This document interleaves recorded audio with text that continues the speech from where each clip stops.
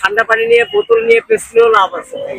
কারণ এই বাংলাদেশে ভালো লাগতেছে না। এখন যেতে খাওয়া নাই, কিছু নাই, নামাজ তো পড়তে পারি নাই, ঠিক আছে। তেল যে কখন পাবো তা নির্দিষ্ট কোনো নাই, বলে নাই যে কখন তেল পাবো। সাধারণ জনগণ এটা আমরা বুঝতে আছি যে তেলের সংগঠন আছে কি আছে না, সে তো বলবেই। সে তো তার সরকারি গাড়ি আপনার পাম্পে সিরিয়াল লাগে না, তারা ওই যে পাম্পের সামনে দিয়ে যে ঢুকাই দেয়, তারা এই কষ্ট বুঝবে কি সাধারণ জনগণের? এই ভুক্তভোগী তো হইলাম আমরা, বর্তমান এই ভুক্তভোগী হইলে তো আমরা সাধারণ জনগণ। আমি তো আসলে এটা দুপুর 12টার থেকে এখানে অপেক্ষা করতেছি, এই রোদ্রের মধ্যে কাজকর্ম ফালায় রেখে খুব কষ্ট হইতেছে।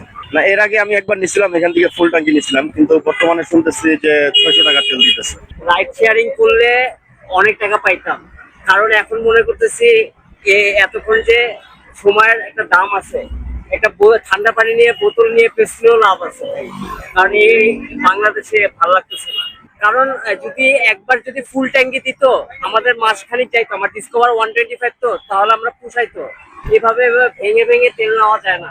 এটা খুবই দুঃখজনক যে এত ভোগান্তির পরেও ফুল ট্যাঙ্ক করতে পারতেছি না। যদি ফুল ট্যাঙ্ক করতে পারতাম হয়তো বা দেখা যায় 1 মাসের মধ্যে আর আসা লাগতো না। এটা চরম ভোগান্তি। আমাদের বড় গাড়ি এটা 2000 দেবে, আর ছোট গাড়ি 1500 টাকা দেবে। তেল কিন্তু সবাই পাইতেছে কম বেশি, কিন্তু ওই যে ঘন্টার পর ঘন্টা লাইনে দাঁড়ায় থাকার কারণে কষ্টটা হইতেছে।